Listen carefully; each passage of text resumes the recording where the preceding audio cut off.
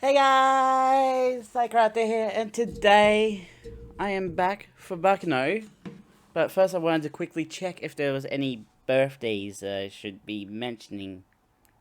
No, there's one I'll say for next week.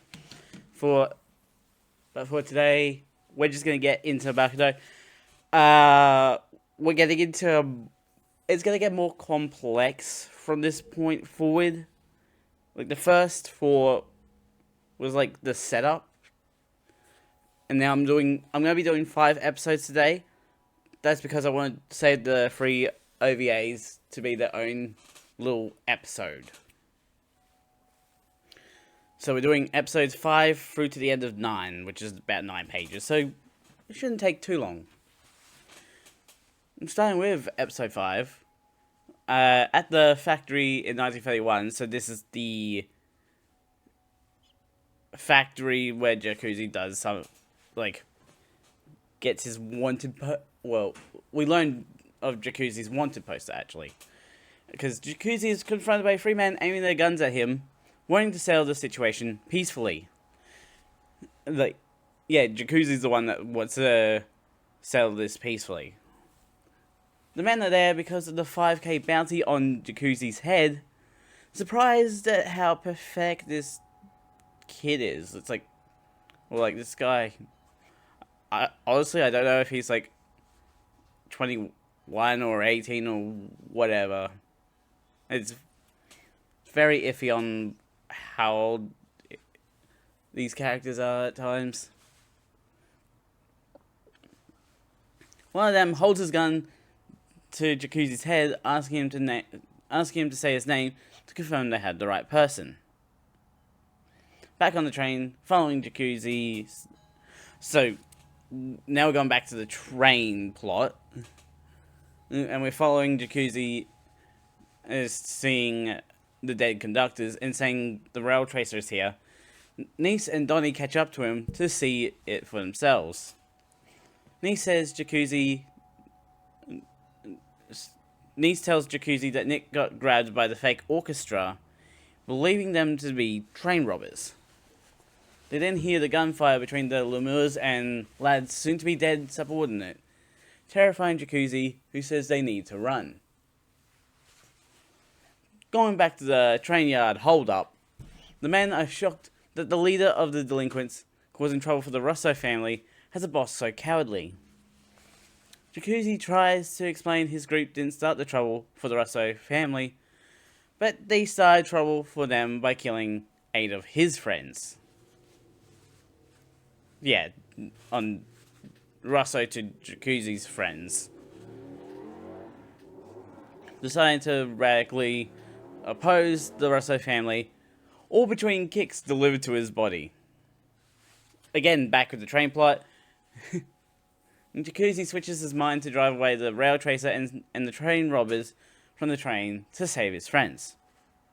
Meanwhile, back in 1931, Donnie saves Jacuzzi by crushing one of the men's guns and fingers. Ooh, ouch.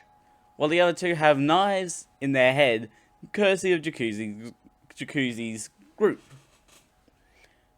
Nice nails the last standing man in the head with a dagger bomb, which explodes into a giant fireworks display.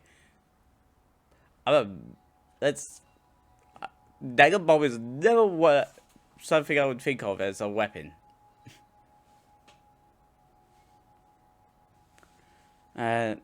Returning to Barnes, recovering from his beating in 1930, he was brought to Szilard to explain what happened. Szilard reveals that she is a homunculus he made, and that he's disappointed that she didn't kill him immediately. He doesn't want to listen to Barnes speak, but he does have a way to gain Barnes' knowledge, experience, and life. Sucking his entire being into his right hand. It's like, oh, was it delicious? Knowing that Barnes did save 2 bottles from the fire, only to have them stolen from him, Slide knows the faces of who stole them, and also shares with Enos about the person who is looking for her, before sending her to look for Dallas and his goons.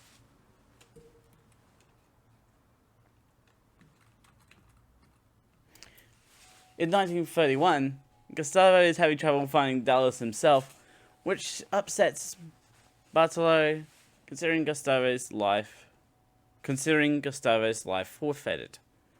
Considering his lackeys failed to get the information, Gustavo decides to head there himself, thinking they must be hiding something. Bartolo learns that Dallas did get a hold on something that made him immortal, meaning they can't easily kill him. The guy reporting on Dallas's incomplete immortality also says that they have Huey in prison, meaning Bartolo can beat him now. Ah. Yes.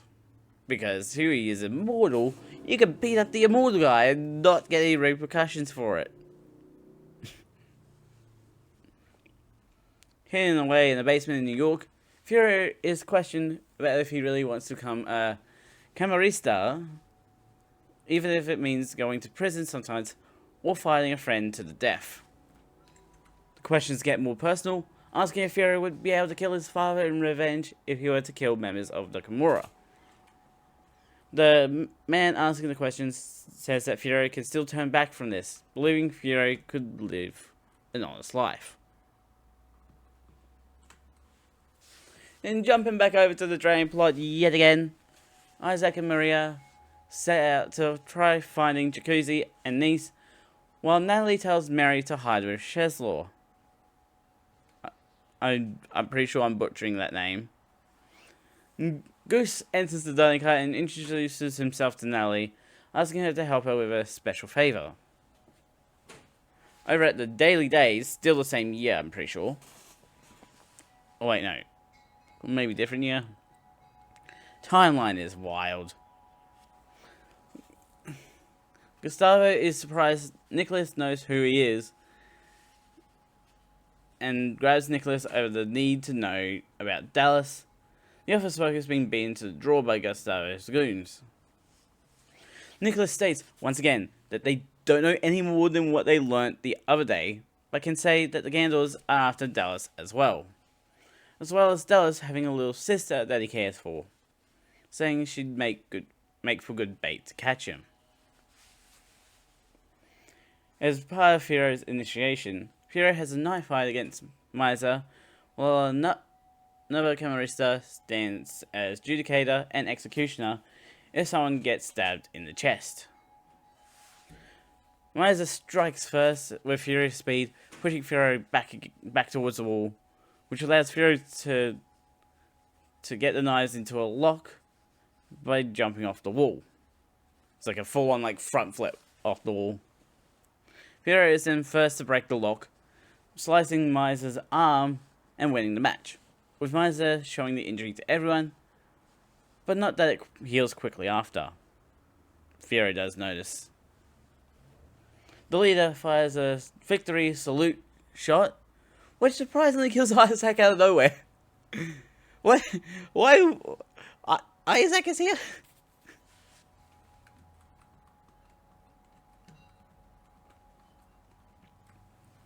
Back on the Flying Pussyfoot, Natalie lies that Mary was taken by Ladd's men, and Goose prepares to take her back to their own room when he spots the open window. The man that was seated in front of the window climber says she did climb out of the window. Meanwhile, she has crawled along the side of the train, almost getting spotted by Chane. Sort of like a Spider-Man situation. The Lemurs get orders to look out for a woman in work clothes, unaware she's crawling outside the train. One of the Lemurs, George, suddenly disappears in front of his Lemur buddy, with the rail tracer appearing outside the window and grabbing the other Lemur, making the third Lemur just like, what the?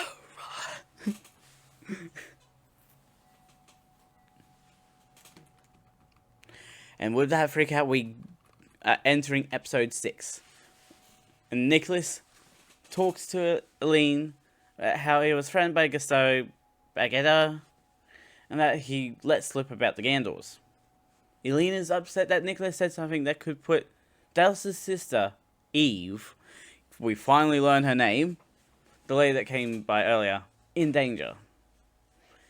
Even the director of the Daily Days believes Nicholas messed up, and that he has to take responsibility for what happened. One of the office workers reports to Nicholas that nothing has happened yet, and he's asked to be kept informed if anything happens between the Gandors and Gustavo.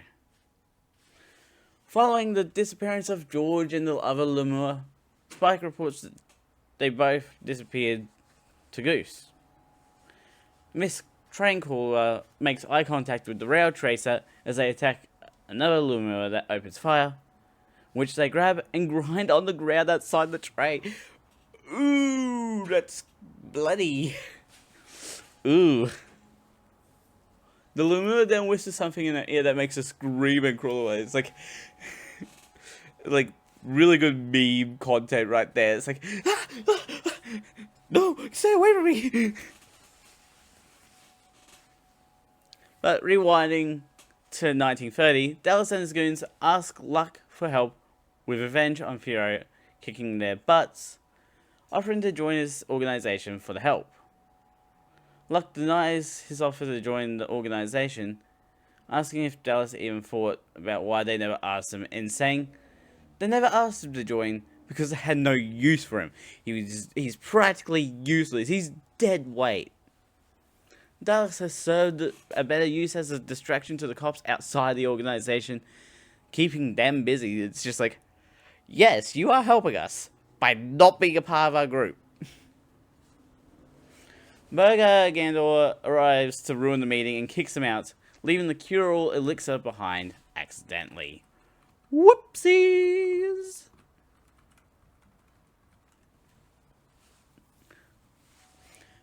Going back to the train, Cheslaw and Mary are sneaking around the train, and he finds a broom closet for Mary to hide in while Cheslaw says he'll check out and check on the situation.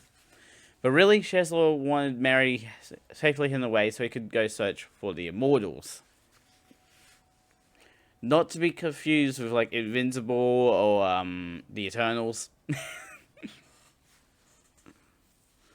Meanwhile, Jacuzzi, Nice, and Donnie find Nick tied up in a random room alone, with no one knowing what happened to the lookouts. Earlier, Lad came by to rescue his people, including Lua, leaving Nick tied up and alone and saying it's his destiny to die in the room. Which it's not, because he survives. Or maybe in the future he does. You never know. Nick spots blood leaking out of the room over, while Mary falls victim to the falling broom cliche. Wah, wah, wah. Alerting one of Lad's men to her presence, only to be saved by Chane stabbing Lad's ordinate in the back. So, saved by one group only to end up with the worst group that wanted her in the first place. That's double sucking right there.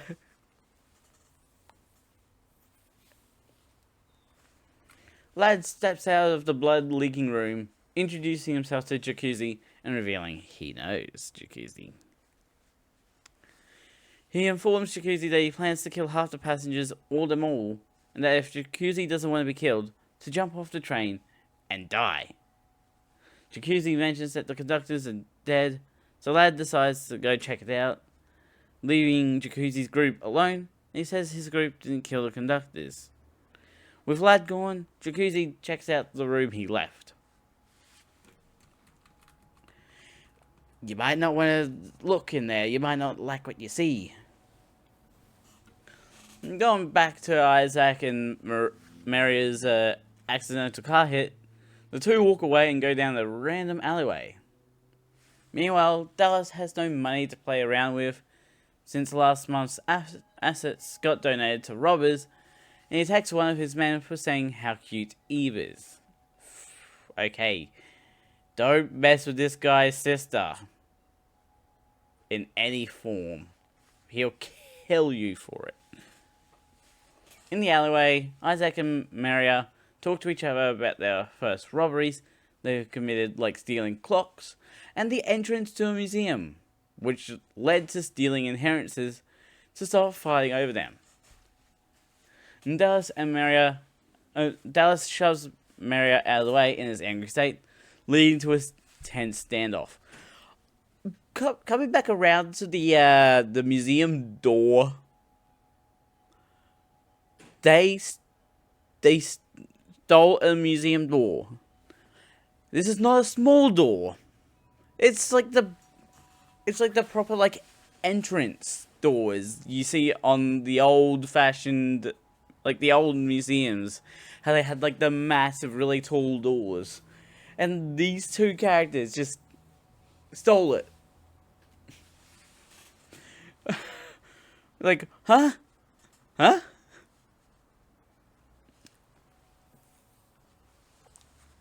Over in 1931, Eve stares at her photo of her Dallas, wondering where he is right now, all while Gustavo prepares to kidnap her, telling his subordinate to call Eve out.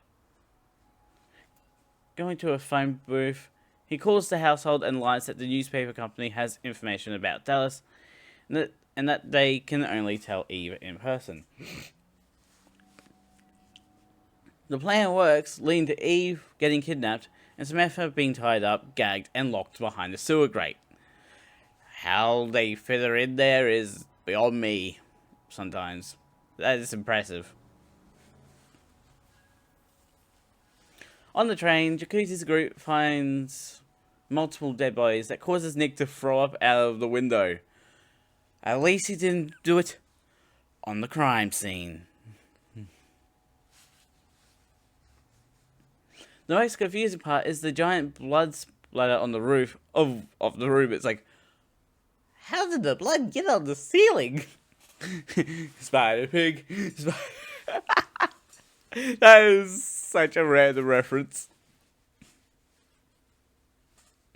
Nick spots the rail tracer on the outside of the train, but Jacuzzi is the one to say it might be rail tracer. It's like, duh, if someone's on the outside of the train, there's only two possibilities right now, and that's Rachel. Well, we don't know her name. That's the Miss Traincaller, or Rail Tracer. We do learn her name soon. We do learn about Rachel soon enough. Back in 1930, Ines happens to be walking nearby the alleyway where she sees Maria being held up by one of Dallas's men, deciding to intervene. That choice turns out fruitful for her, finding Dallas and his other men kicking Isaac. She jump kicks the one restraining Maria with ease, before knocking out the other two men with a punch and karate chop each, and punching Dallas in the gut. Isaac and Maria thank Ines for saving them, saying they'll do anything for her. So Ines asks them to help carry the four men to a car. Which, considering the fact that they stole a museum door, just the two of them alone, I'm pretty sure they would not need any help carrying them. Like yes, it is like 4 people, so they could easily take a person each.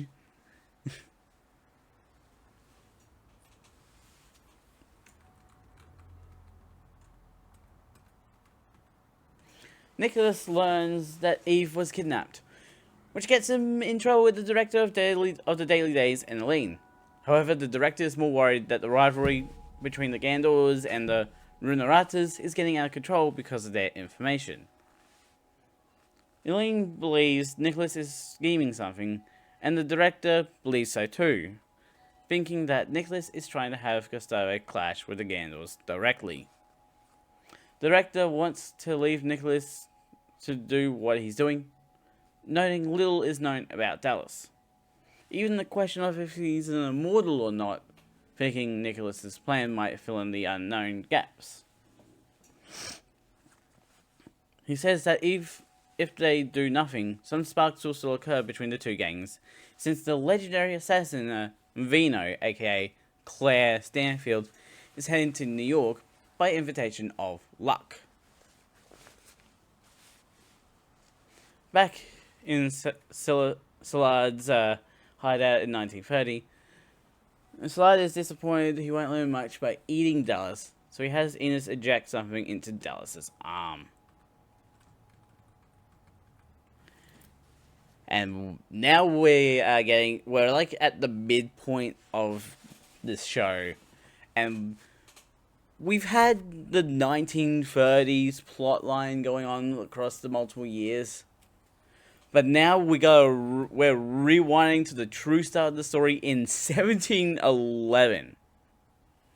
And a man towards the stairs leading to the...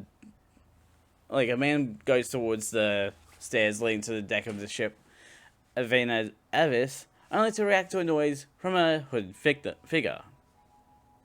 The hooded figure suddenly attacks and eats him, leaving only the lantern and the man's clothes before disappearing into the shadows once again. The day before, a young lady, Sylvie Lumiere, asks her cabin mate, her real name Greto Avaro, if he's worried about his brother. Apparently the alchemists are planning to summon a demon upon the boat, and Greta is wondering if being immortal is necessary.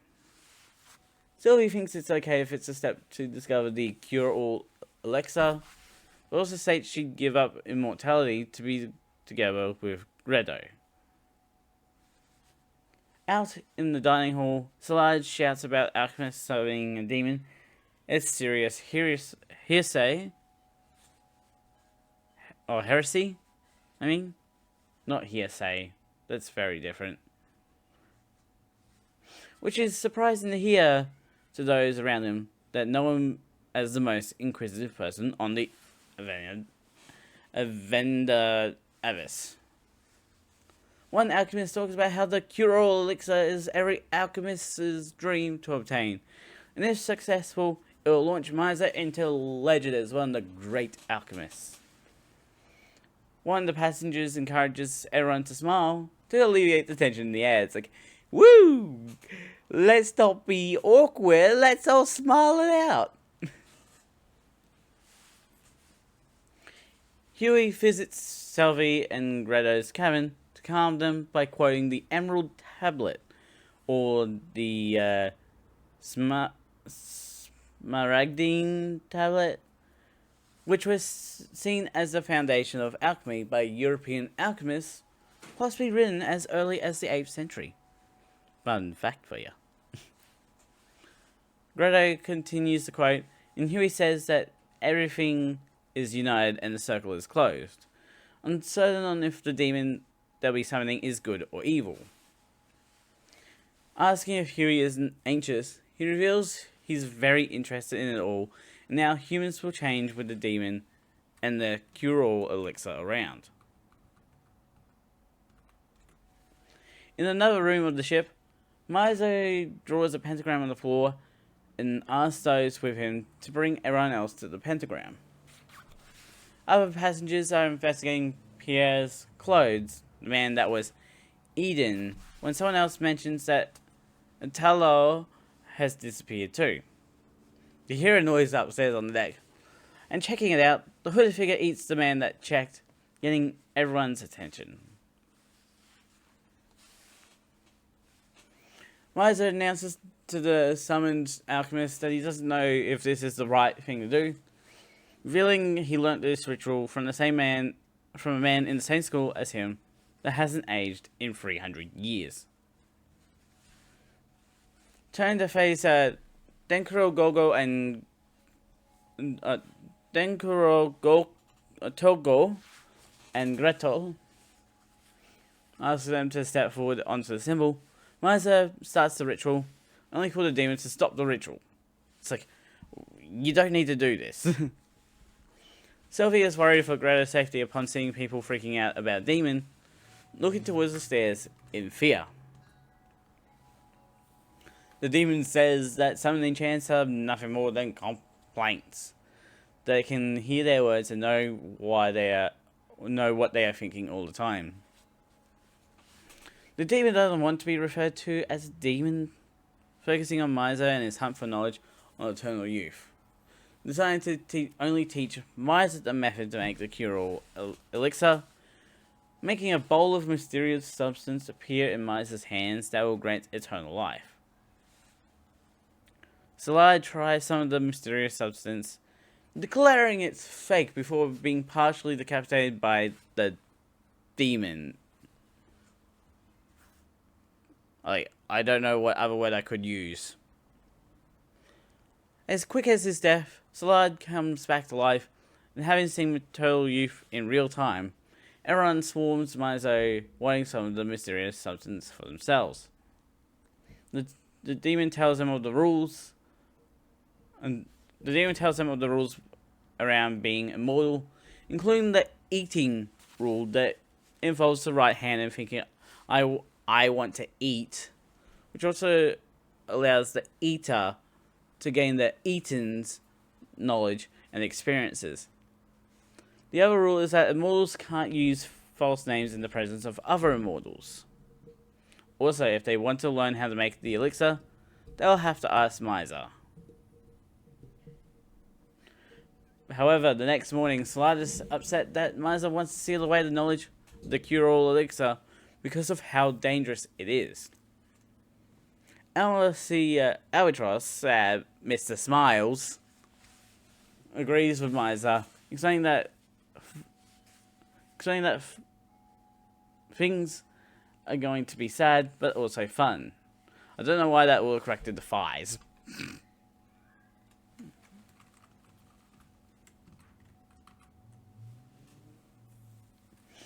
The others pipe in, agreeing with Alma, except for Hui, saying the problem can't be decided with a majority vote, but does agree with Alma.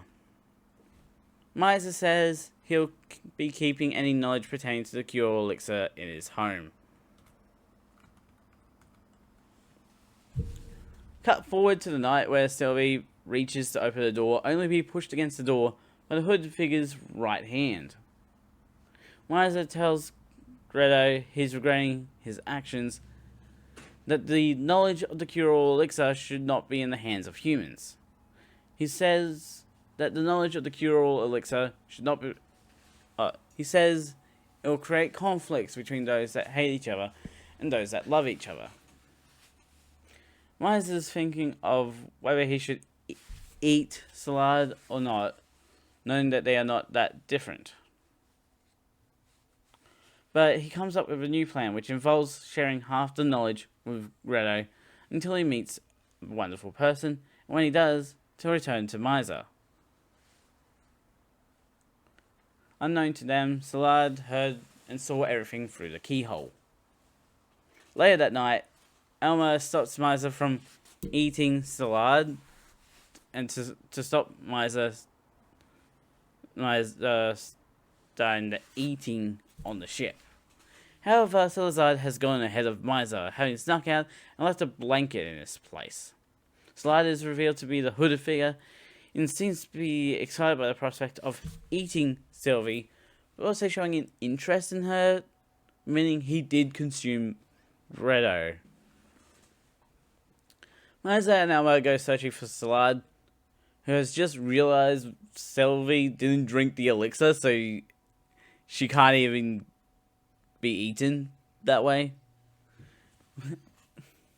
And which saves her along with Niall cutting off his right arm. Miser and Niall go after Salad while Alma stays behind to try to get Sylvie to smile. But she's not going to be smiling anytime soon. The two corner Salad at the bow of the Avena Avis, where Miser approaches to try eating Salad. Alma accidentally distracts Miser and falls into the ocean, giving Salad a chance to attack Miser, only to get cut in half at the waist and fall into the ocean as well. As Alma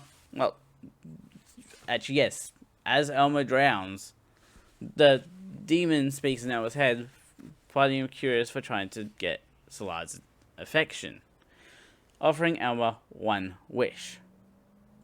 Alma wakes up back on the Avena Avis and is disappointed that Salad also went overboard and that Sylvie won't smile. Sylvie says that Alma had no choice, but he won't give it so easily. Up on the lookout platform, Huey looks down on the situation, and the demon tells him he's surprised how fast the eating started. And that humans agree. When Huey asks why the demon is only speaking to him, it's because Huey is watching from a detached perspective. Future glimpses appear from stuff already shown, like Fury buying the hat, and Cheslaw and Mary sneaking around the flying pussyfoot. The stuff to come, like someone in a drug lab, and Sylvie seeing in a speakeasy, almost like it's all predestined.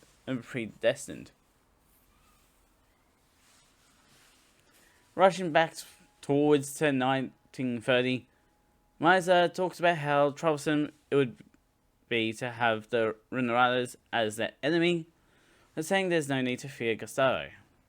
Miser's friend, Ronnie Shalato, feels that Salad is right around the corner, wondering if Miser senses him at all. Okay, we're past the drama of the past. Or the old past. Now we're back in like the current past. If that makes any sense.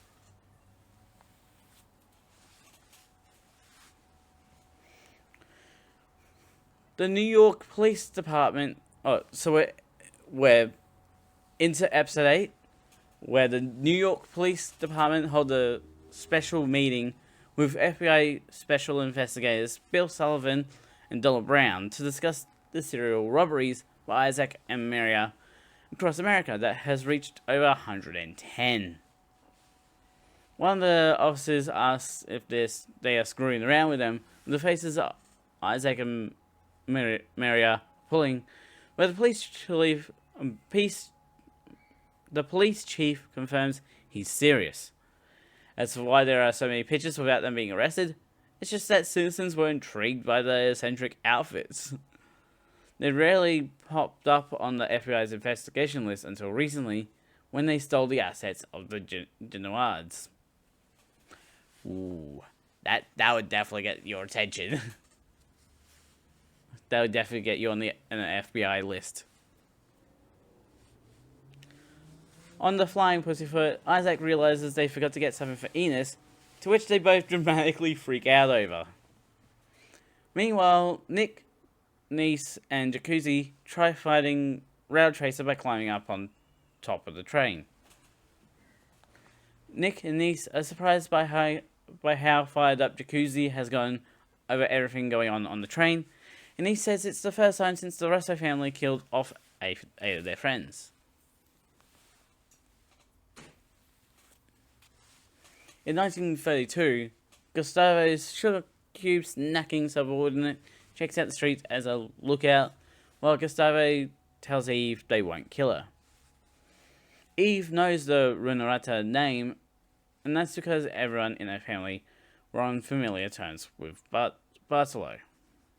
Gustavo says to Eve that Dallas pulled a little prank and that he needs to talk to him. With no clue on where he is, they've kidnapped Eve to draw him out, revealing that Dallas is blackmailing him by saying that he killed Eve's father and grandpa, which he totally did. Eve fires back that God punishes people like him, denying Gustavo's belief that people with strength win, and praying. Gotta love a little bit of religion sprinkled in. 2 years prior, we have Eve crying over the photo of her Dallas, wondering where Dallas is. This night, her bedroom has extra voices in the form of Isaac and Maria in Indian attire. Culturally troublesome. Nice. And she finds them immediately. They reveal they are robbers, but instead of being scared, Eve starts laughing and calls them strange. It's like, that's a weird way to call 911. Because Isaac and Maria are weird, they ask Eve about what they think is her love life, Eve, which is funny because they talking about Dallas. Back in the train, Niece checks on the situation in the dining car, seeing two lemurs with Tommy guns, and that everyone they were around are gone. Jacuzzi decides they need to look for them, which surprises Niece, ordering Niece and Nick to go over the top of the dining car. He promises he'll be safe, and they'll meet up again, kissing Niece before running off to do something. Suddenly, a record scratch brings the story back to Eve with Isaac and Maria, which is an odd transition in this whole thing. Because apparently, like, scenes taking place, like, while the train scene was going on, we had the scene with Isaac, Maria, and Eve going on. And they just learnt that Dallas is Eve's brother, not her lover. It's like, huh? Eve notes that while Dallas is nice to her, he's been getting rough lately and rarely comes home, and Isaac and Maria ask why. She answers by saying they're rich, which Isaac and Maria sees as a good thing. But Eve explains that there are people who just support them on the surface, and don't think what they say. Isaac and Maria have an idea for Eve, and that's to not be rich, excusing themselves to rob the Genoa estate. It's like, wow, okay, that is impressive. You've managed to actually rob the place while talking to the person. That's actually like, on one hand, you think these two people are absolute idiots. Like, they seem like the dumbest people ever. And then they pull stuff like this out of nowhere. It's just like, no, they successfully robbed a person while knowing that they're robbing them. Because it can't be taken seriously. Like, sometimes stupidity is your greatest weapon.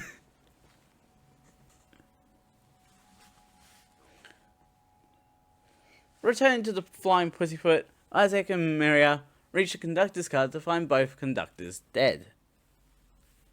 Isaac thinks it's the work of the rail tracer, and since Jacuzzi isn't there, he must still be alive in Rail Tracer's stomach. Ugh.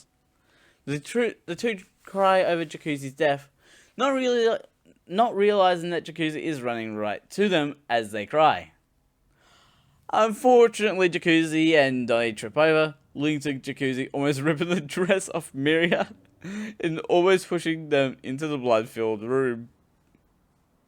The four manage to escape being seen by Rail Tracer, who enters back into the train through the conductor's room.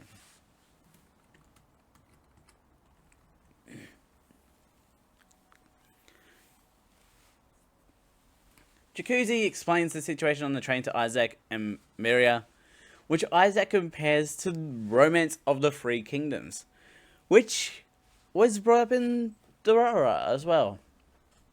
And Donnie's confused by this reference. And even Isaac's version is wrong. Because Isaac's version of it describes the story as three samurai dividing the country into three and finding each other. The three samurai being Soso, Ruby, and Hokusai, which are actually Japanese for Kakao, Lubei, and Saibei. However, only the first two are part of it. So, weirdly enough, Isaac read this thing and got a fair bit of it right.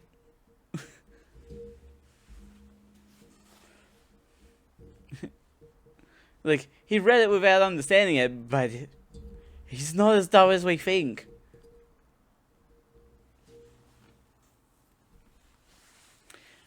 Maria and Isaac say that Jacuzzi needs to turn into Yoshisune, a general of the Minamoto clan of Japan in the late Heian, early early Kamakura period, is unrelated to the romance of the Three Kingdoms. Jacuzzi does want to save everyone on the train and deal with the Lumos and the Russo family, but they can't be that amazing, saying he makes alcohol and killed 3 people yesterday, but only says that his group killed them, not him. So the whole train yard incident was literally the day before to this train plot. Revealing that the Russo family killed 8 of his friends, Jacuzzi robbed 18 of Russo family stores for revenge in a single day while also crying a lot. That event led to a lot more death, all because he was out of control, but Isaac tries to reassure Jacuzzi by saying that Soso and Yoshisune have killed many people in the line of being good people. Isaac nearly fails the message, which Maria says by saying Jacuzzi should live in the moment, and if they believe he's a good guy, he can be a good guy, which makes Jacuzzi smile. Back at the Genoa household, Isaac and Maria return to Eve, each carrying a massive sack of knickknacks from the house, again proving how strong they are. I will say, like, when the FBI were talking about Isaac and Maria, we do actually see a shot of them carrying the door, which, yeah, it's like the massive type of door. It's hilarious. They try stealing the couch from Eve's room, mess around with the harp, and ask Eve her name before escaping with everything they stole, to which she just laughs at the situation. It's like, again, you just got robbed of everything, and all you have is ha ha ha ha. Switching back to the train plot again, Maria and Isaac prepare to find Rail Tracer and ask it to lead the train, but if they fail, they'll attack it, and if that fails, then they'll hide. Isaac says they'll be alright, and that he'll use his 100 guns, despite not even having one. Which Jacuzzi calls out. Isaac replies that a real gunman keeps a gun in his heart. Yeah, right. The moment they're gone, Jacuzzi calls them whimsical and self-centered, but still doesn't want to be shown up by them, wanting to become the biggest villains on the Flying Pussyfoot. Another record scratch sends the plot over to when Isaac and Maria get Dallas and his group into Enos's car. Isaac and Maria note that Enos's car looks like the car that hit them earlier, which Enos almost admits to. Asking where she's taking Dallas's group, Enos says she'll be taking them to the police, which keeps Isaac and Maria away from what Enos is actually doing, since they don't want to be caught by the police. It's like, the least safe place is right in front of the cops for them.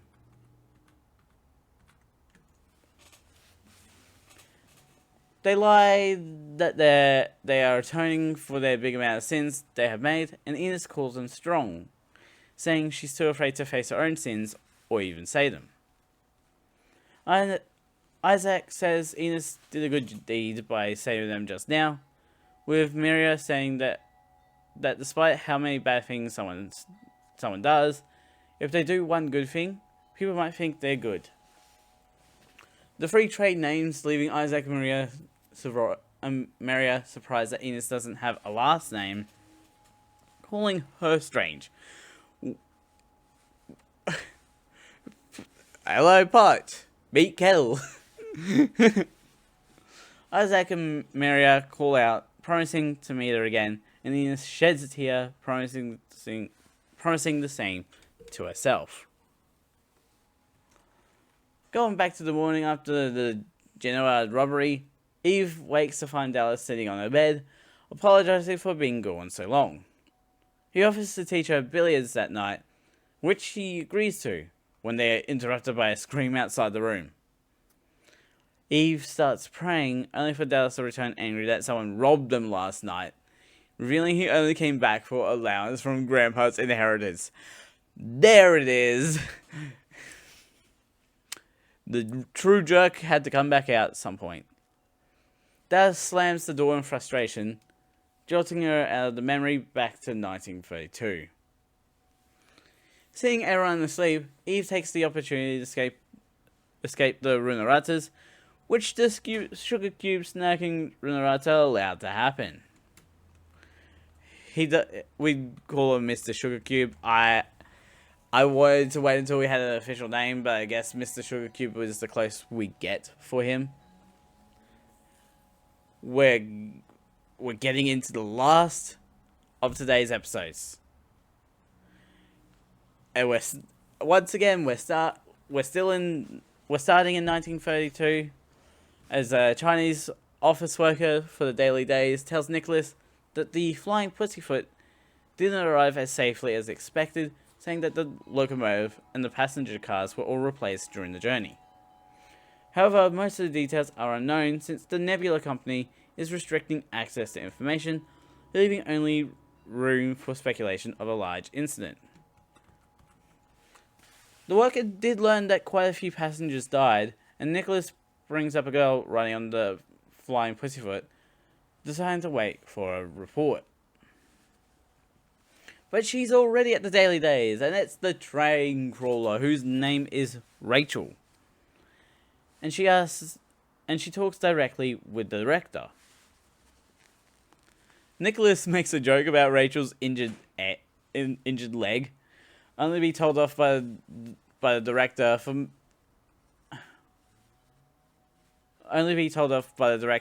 about making a joke when Rachel got seriously injured. Yeah, you don't joke about injuries, you fool. Asking her about the black suits and the white suits, Rachel says the director knows more than her already, until she's asked about Rail Tracer. She mentions remembering people talk about Rail Tracer, and is able to confirm there was a deep red monster on the flying pussyfoot. Continuing fun old train plot, Lua, Lad, and two of his men find the conductors dead and confirm that one of them is actually one of his, named June. He realizes they've become hunted, but is more concerned about who killed Dune, so he can accurately get revenge. Going back to the end of episode 2, so not that long ago in terms of how confusing the plot is, it's shown that the young conductor, while looking panicked, perfectly kicks the gun out of the lemur's hand, saying the rescue method is to kill before you get killed. The young conductor finishes his rail tracer story, saying you have to believe for him not to come, and to flee the train to survive before the sun rises. June chooses the worst time to walk into the conductor's room, getting held up at gunpoint by the young conductor. Questioning June doesn't get the young conductor anywhere, so instead he drops the gun and prepares to torture June instead. He slips from June's sight out the back door, and when June steps outside, the young conductor grabs June's ankles. Because, somehow, the young conductor is under the train. Before he knows it, June is in a full Nelson hold above the rail tracks, with the young conductor holding them both up with his legs. June tries shooting the young conductor, but he forces June's arm into the tracks, tearing it off at the elbow. Yikes! A lot of grinding kills. When June only reveals his name, the young conductor shoves the rest of June's arm into the tracks. Ooh. Lad gleefully dances in June's blood, wanting to meet June's killer and hopes he's the type of murderer that thinks he can't be killed. The young conductor finally learns that June is working for the Russo family and asks June where he got his conductor uniform. Laughing mad from the pain, June says he understands why the lad likes killing and reveals he killed the old conductor, whose name was Tony. And in response, the young conductor makes June's face become one with the ground, leaving the rest of the body in the conductor's room. Minced? Anyone want minced, conductor? Lad warns his man about the dangerous individual that killed June, saying he'll kill him and the Lemurs while telling Lua to hide. Safely back in the train, the young conductor covers himself in blood and becomes Rail Tracer for the Flying Pussyfoot. Back with Rachel, she confirms that the Rail Tracer was wearing a conductor uniform and told her, "Show me your ticket, please," seemingly knowing she was taking the free ride.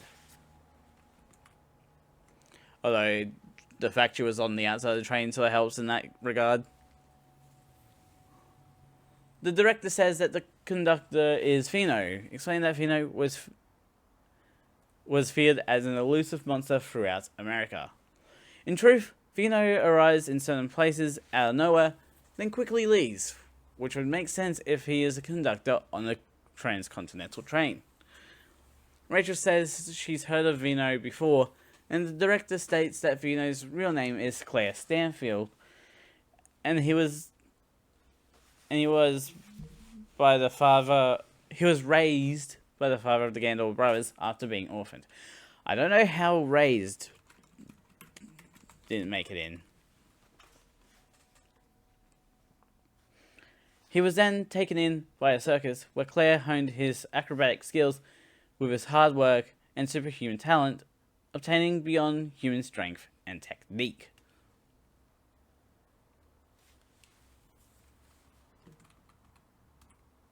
In another part of the train, two of Lad's men have successfully killed three lemurs, with one of them looting the bodies for money while the other laughs uncontrollably. Suddenly the laughing guy goes silent because he has vanished, with the lights going out and the looter seeing Vino. The director describes Vino's killing methods as famously being filthy.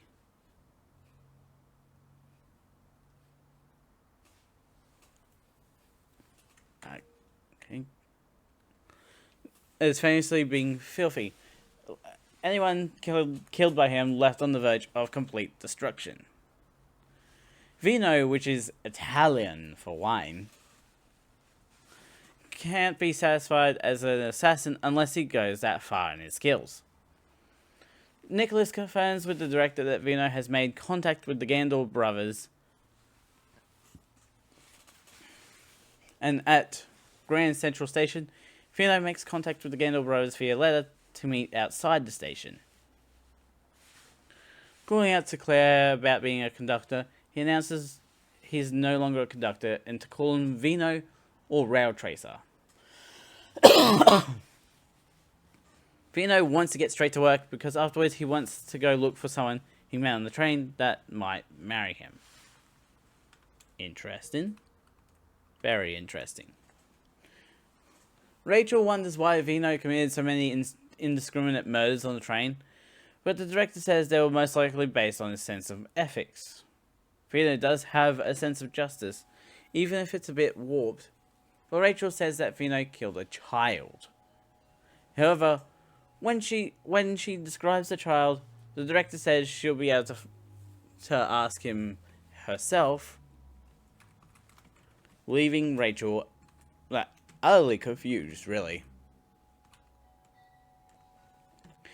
Inside Salad's hideout in 1930, Dallas wakes up to his hands tied behind his back and feet handcuffed alongside his friends, learning that Enos injected them with something.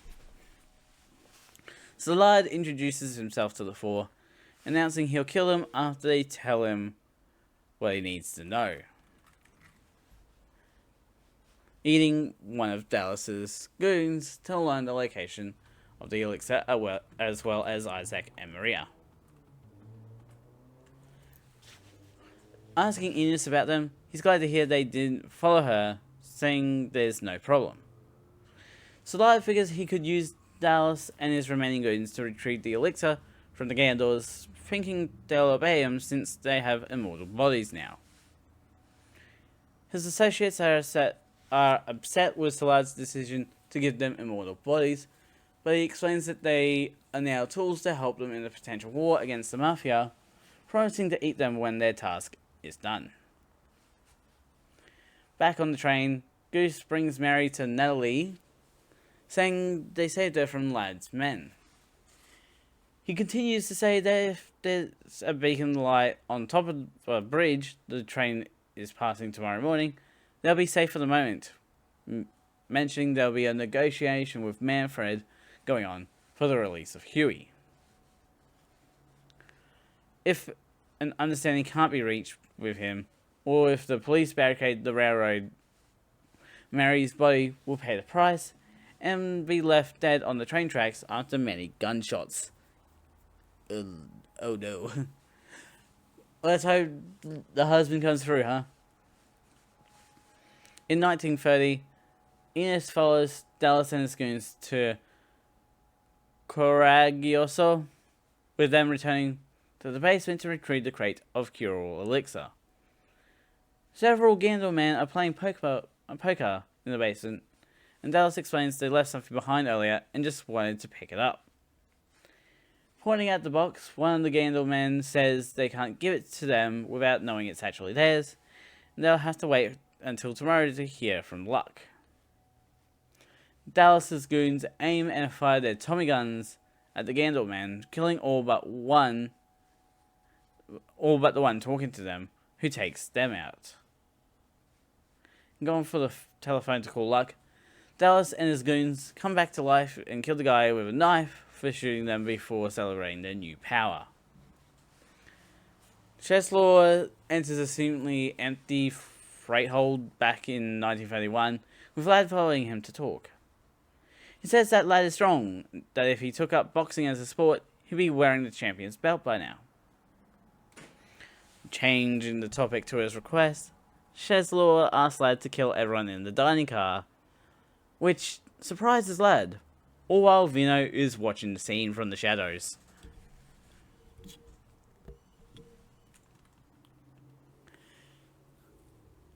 And now we're done. That was the end of episode 9. I apologize if I am a bit of a slow talker.